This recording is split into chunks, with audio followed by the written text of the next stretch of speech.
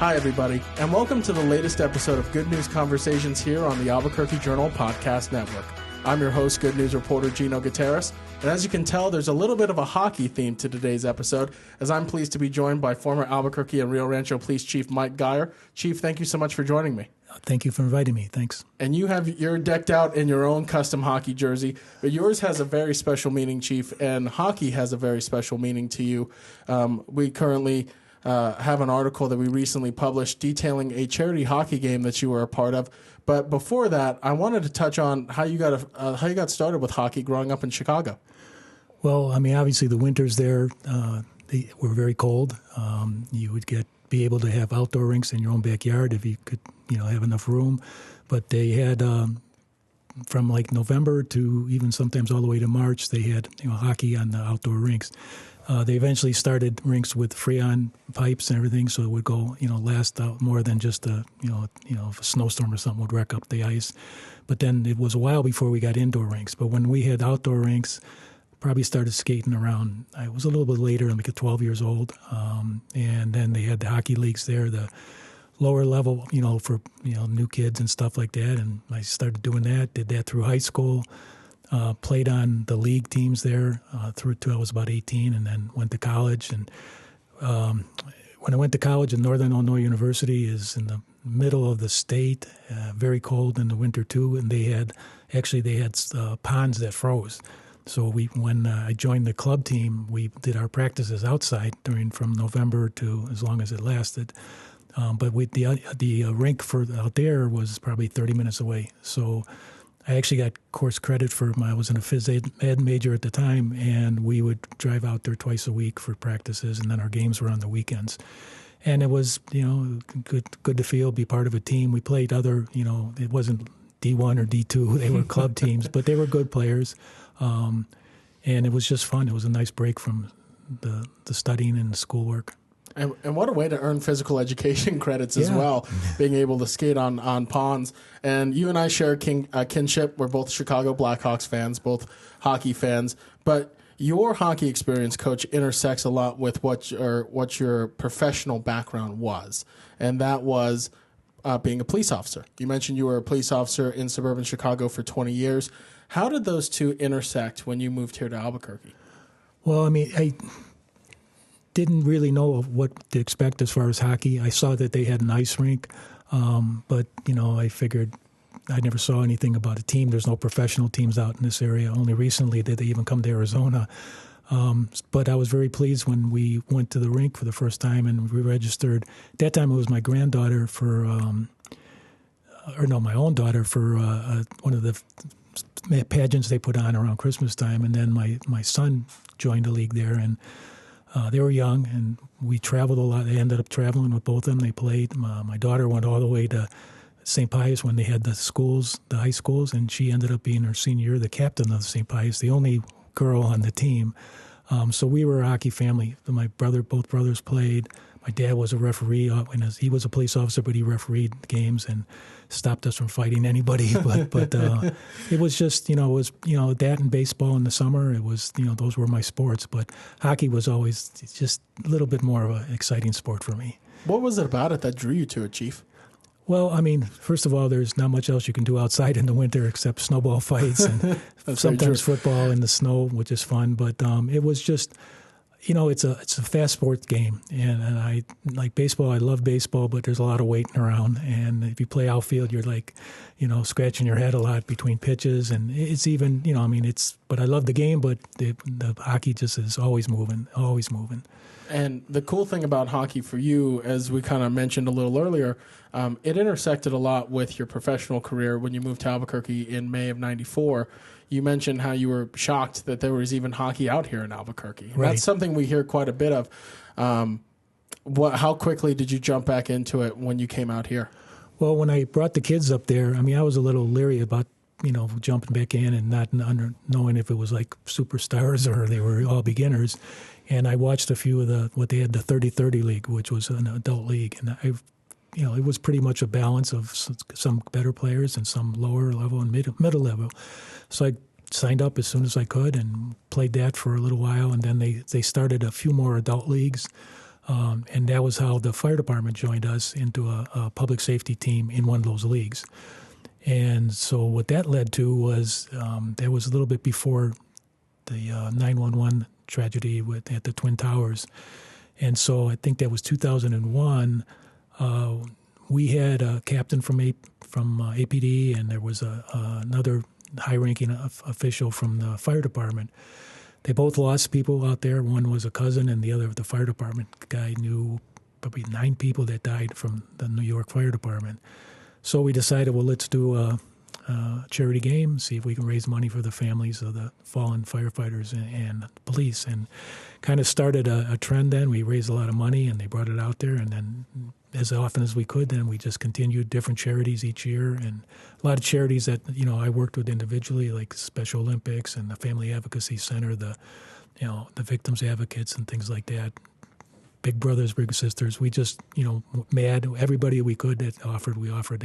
Nobody turned us down. Yeah, and you mentioned, Chief, when we spoke on the phone when we were talking about this, how this tradition is carried on. You guys have had 12 to 13, I believe, iterations of the charity hockey game so far. But this past weekend, you guys had your latest iteration of it, and it was benefiting the Salvation Army Albuquerque. And you have a pretty intimate connection with that charity. Can you tell us a little bit about what that is? Right. When I was a chief, I was asked to be on their advisory board, and I was with them probably 2 years before I retired. And I got away from it, and then they kind of asked me back because they always need people that can help or have, connections that can guide them in the right direction. So I about 2 years ago now, maybe a little bit more, I went back, and I've been doing it ever since. And it's an awesome charity.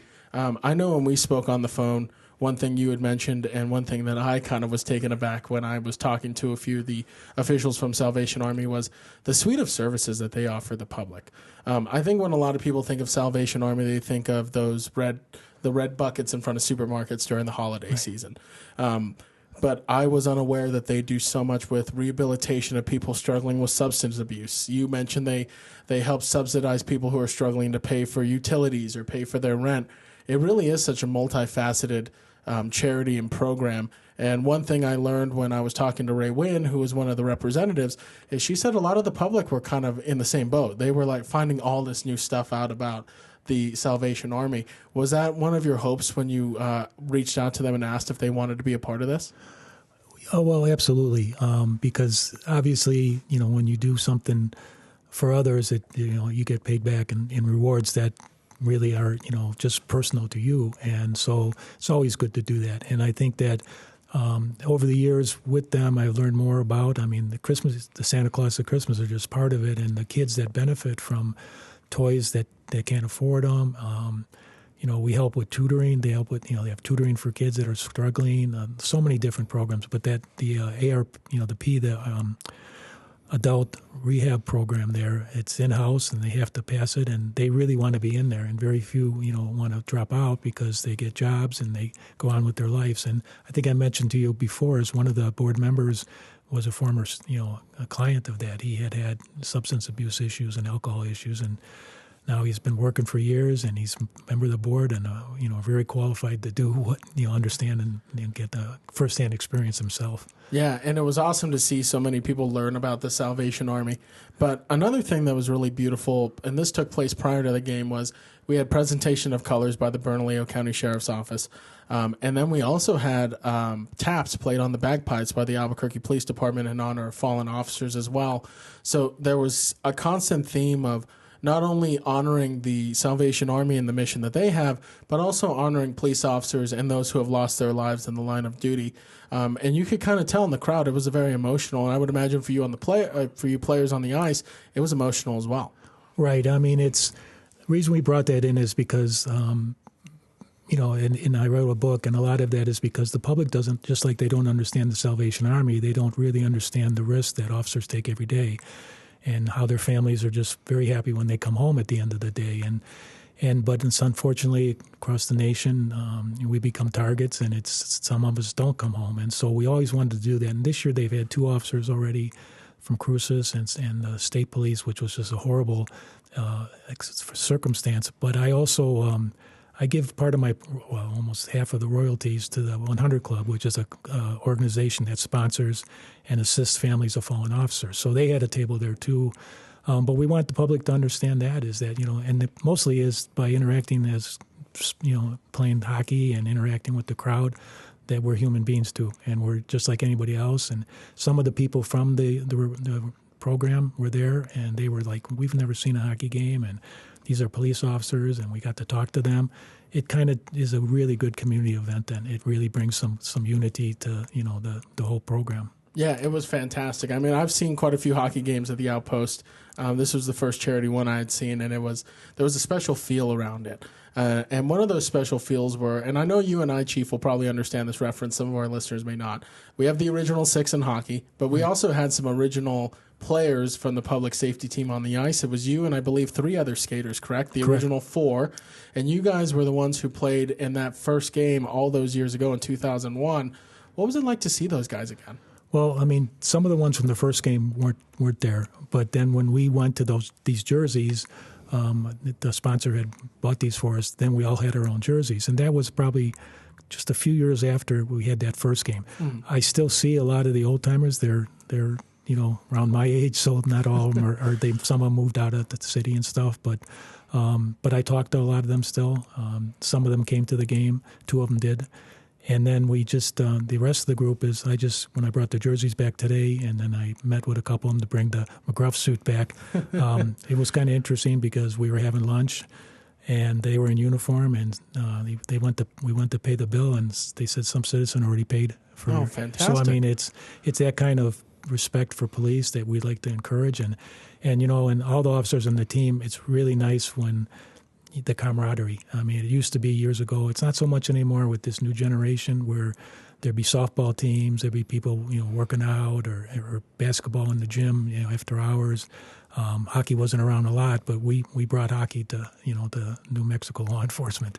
And some of the games we've had is we actually had people from the state police, Santa Fe police, other police agencies.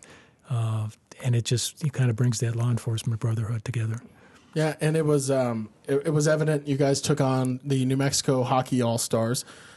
We don't mention age quite a bit, but Chief, you were out there, age 71, and you mentioned to me you're still playing in adult league now, correct? Right. It starts Sunday, as a matter of fact. Really? The new season. So you're actually gearing up for the season. Right. This was a nice tune-up. Definitely.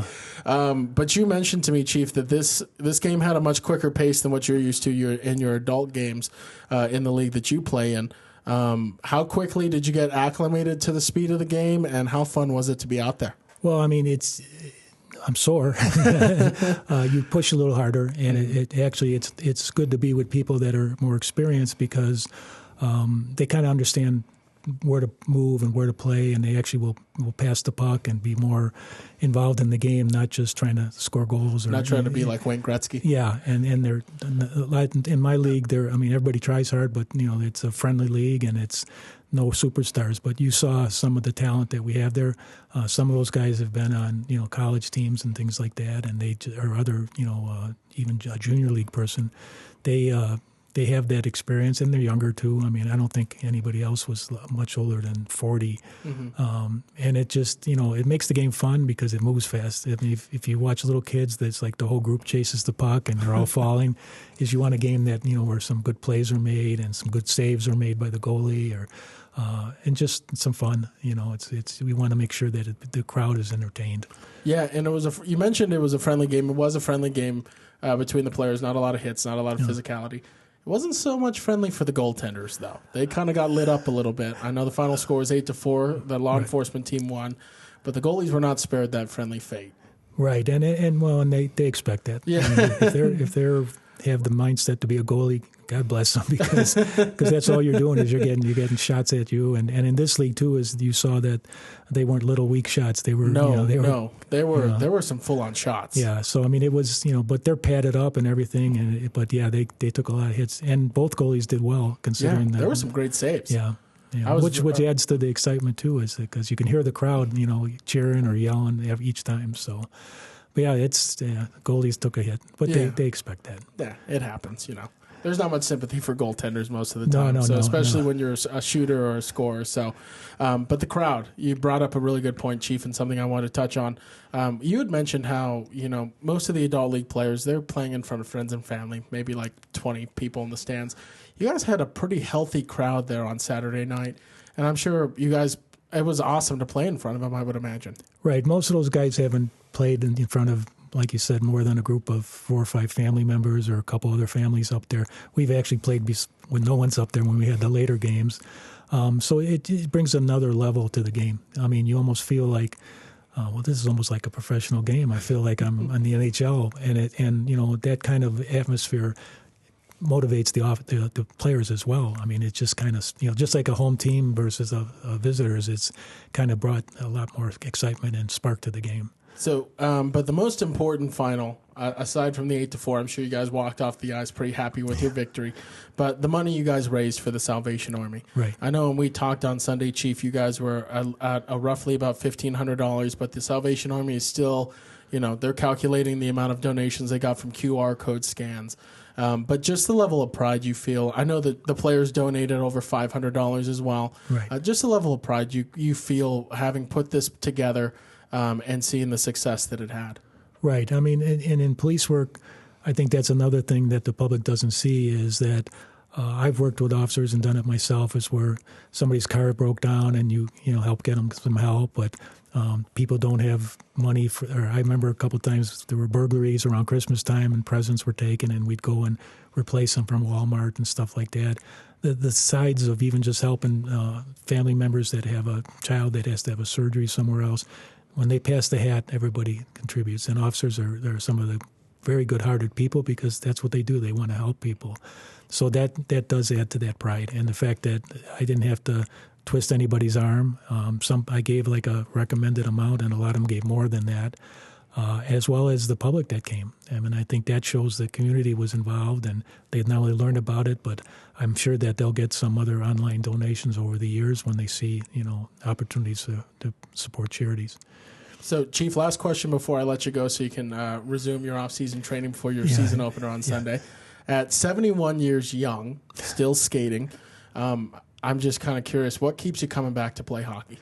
It's working out in the gym, riding a bike and things like that are fine for exercise and keeping in shape.